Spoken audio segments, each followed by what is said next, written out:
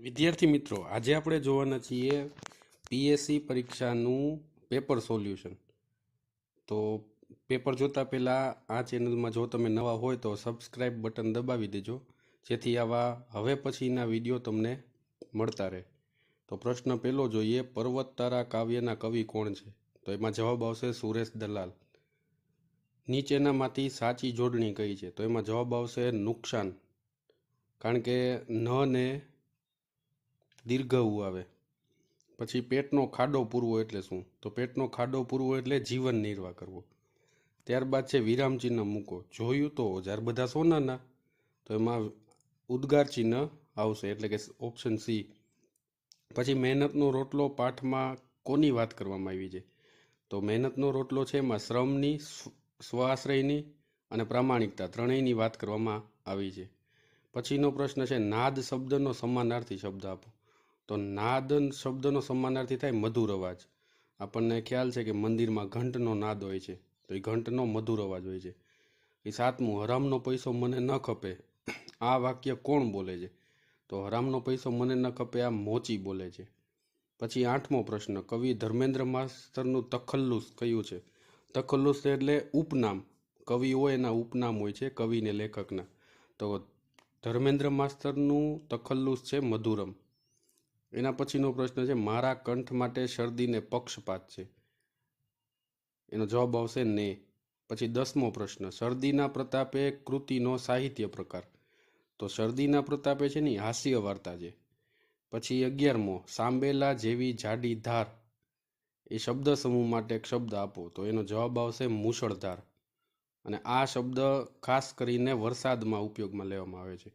એના પછીનો પ્રશ્ન છે, ઉદ્યમ શબ્દનો સમાનાર્થી શબ્દ આપો. તો ઉદ્યમ શબ્દનો સમાનાર્થી શબ્દ છે મહેનત. પછીનો પ્રશ્ન છે, શીતળ શબ્દનો વિરોધી શબ્દ આપો. તો શીતળ એટલે ઠંડુ અને ઉષ્ણ એટલે ગરમ. તો શીતળનો વિરોધી શબ્દ થશે ઉષ્ણ. ત્યારબાદ 14મો પ્રશ્ન, માથામાં રાઈ ભરેલી હોવી, આ રૂઢિપ્રયોગનો અર્થ શું થાય? તો માથામાં રાઈ ભરેલી હોવી એનો અર્થ થાય છે ખૂબ અભિમાન હોવું. પછી ચાંદલો ગમે કાવ્યના કવિ કોણ છે? પીએસસી પરીક્ષામાં કવિ અને લેખક પણ પૂછવામાં આવે છે. તો અનુક્રમણિકામાં જે આપણને આપેલા છે કવિ અને લેખક, એ આપણે એક વખત જોઈ લેવા. તો ચાંદલો ગમે કાવ્યના કવિ છે જયંત શુકલ. પછી કયો સાચો શબ્દકોશનો ક્રમ છે તે જણાવો.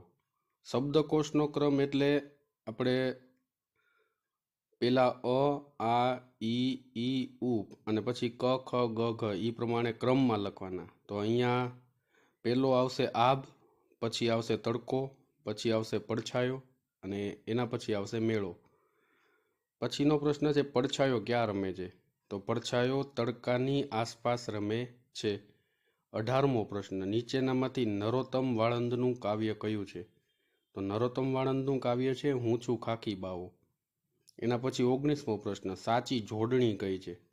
તો વેશ આપેલો છે એ સાચી જોડણી છે, બાકી બધી જોડણી ખોટી છે.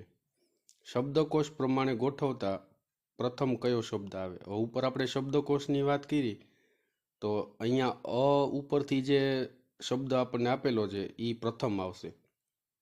એના પછીનો પ્રશ્ન 21મો, સત શબ્દનો અર્થ શું થાય? તો સતનો અર્થ થાય છે સો એટલે કે. ત્યારબાદ 22મો પ્રશ્ન, લિંગ ઓળખાવો. તો અહીંયા આપણને આપેલું છે શીશો. શીશો આપેલો છે એટલે એ પુલ્લિંગ છે. જો શીશી આપી હોત તો એ સ્ત્રીલિંગ થાત. એના પછી વિભુ એટલે શું? તો વિભુ એટલે ભગવાન થાય. ત્યારબાદ હિમાલય સૌથી ઊંચો પર્વત છે. આ વાક્યમાં સંજ્ઞા ઓળખાવો. અહીંયા સંજ્ઞા એટલે નામ, તો આપણને પર્વતનું નામ આપેલું છે હિમાલય.